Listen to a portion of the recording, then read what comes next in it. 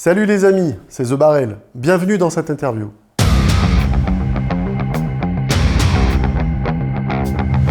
Je suis un artiste indépendant, je suis musicien depuis pas mal d'années maintenant. J'ai beaucoup côtoyé le monde du métal et du hard rock ces dernières années, depuis mon adolescence même. J'ai joué dans différents groupes de la région de la Côte d'Azur. J'ai joué dans un groupe qui s'appelait Neverend à l'époque, qui était un groupe qui avait une petite envergure. Voilà, je ne suis jamais resté inactif après ça. J'ai toujours joué, j'ai toujours fait mûrir des idées, j'ai toujours été actif dans la musique en général. Et voilà, donc aujourd'hui, je franchis le cap. Je me lance en tant qu'artiste indépendant.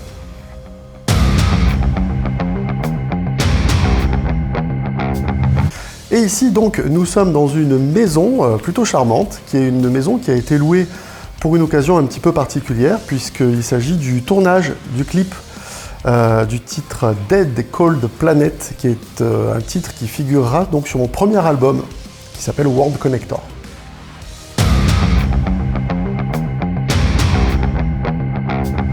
Donc je suis parti hier soir de Nice à 19h, alors que j'avais rendez-vous donc à 17h à Avignon.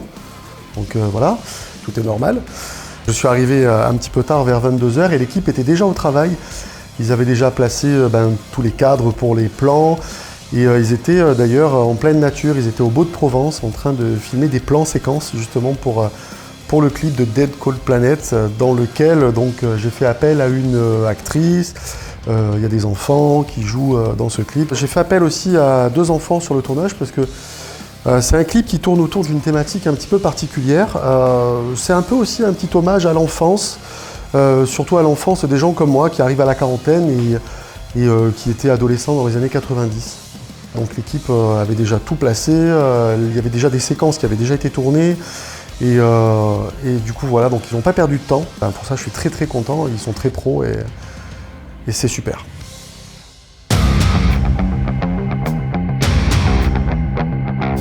Alors, la thématique de ce clip, elle est un petit peu particulière. C'est une thématique que j'ai choisie, qui est remplie de féerie, de fantaisie. Il y a un côté aérien et spatial. Au niveau des textes, au niveau des lyrics de ce morceau, j'ai voulu parler donc de la légende, entre guillemets, des tablettes sumériennes, qui est une légende, pour faire simple. Les tablettes sumériennes, c'est quelque chose qui existe réellement d'ailleurs. Ce sont des tablettes d'argile qui ont été retrouvées au milieu du 19e siècle en Mésopotamie. C'est des tablettes qui étaient ornées de gravures, de hiéroglyphes ou de choses qui étaient un petit peu particulières, que les scientifiques ne connaissaient pas. Et au fil des années, il y a des gens qui ont réussi plus ou moins à décrypter ce que ça voulait dire. Et je vous invite à vous renseigner sur cette histoire qui est très intéressante et très enrichissante.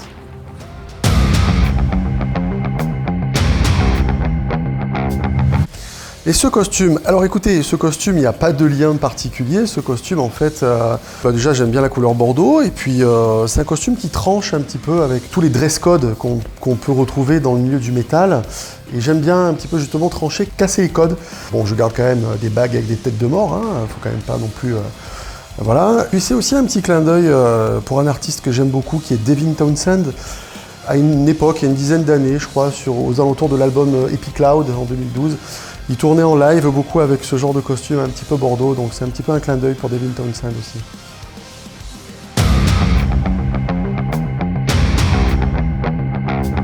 Ce morceau, je l'ai choisi parce que, à mes yeux, il réunit toutes les caractéristiques inhérentes au bon accueil d'un morceau, c'est-à-dire que je le trouve musical, je trouve qu'il a un beau visuel avec le clip, je trouve qu'il est mélodique, je trouve qu'il y a des choses à retenir dedans, je le trouve assez complet. Et je pense qu'il est accessible pour des oreilles qui ne sont pas forcément très averties.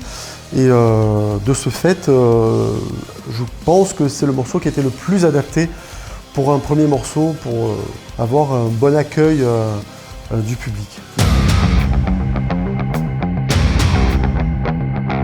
J'ai enregistré cet album du 1er au 15 novembre au studio Art Music chez Sébastien Camille dans le Var, que je salue au passage. Donc voilà, c'était un album qui a été long à mettre en place parce qu'il était très riche, il y avait beaucoup d'idées, il y avait beaucoup de choses, il y avait beaucoup d'harmonies qui venaient.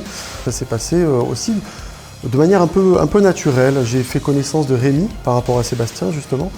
Rémi, c'est un batteur que je salue aussi et qui est un batteur extrêmement talentueux. Et j'ai pas hésité justement à l'engager sur ce projet.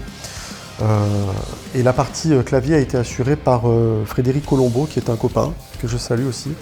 Et voilà, donc tout ce petit monde s'est réuni au studio et voilà, on a construit l'album petit à petit. On a chacun mis notre petit grain de sel et puis le résultat est là et j'en suis très content. On se rapproche vraiment de ce que je voulais en tant que produit final, quoi.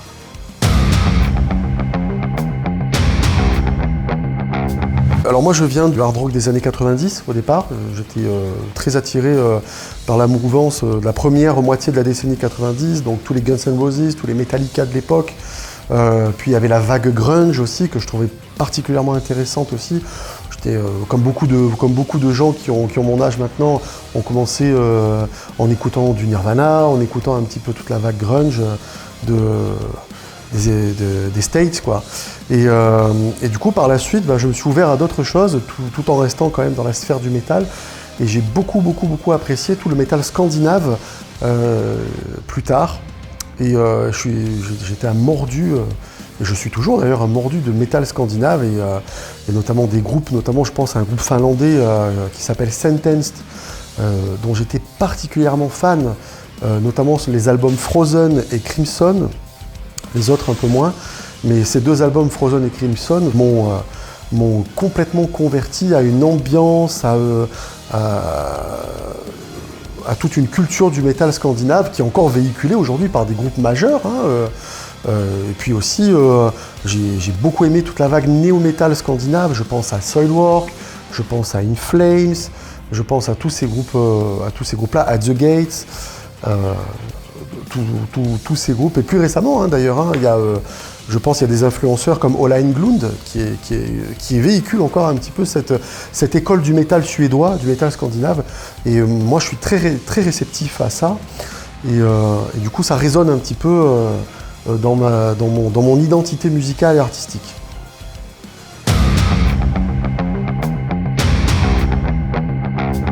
Alors cet album, donc, il est en préparation, il va sortir prochainement, c'est-à-dire dans les prochaines semaines. Donc là, le clip, on va finir de le tourner, je pense, là au cours de cette nuit. Il y aura quelques semaines de post-production et ensuite, donc on sortira le clip dans les semaines, les jours même qui vont suivre. Et le disque sortira dans les semaines qui suivront le clip, voilà.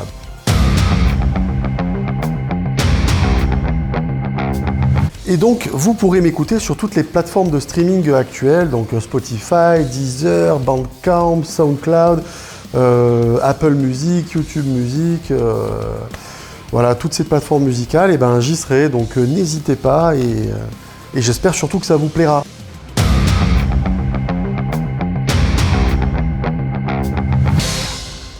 Je vous propose qu'on écoute un extrait du morceau Breathe No More.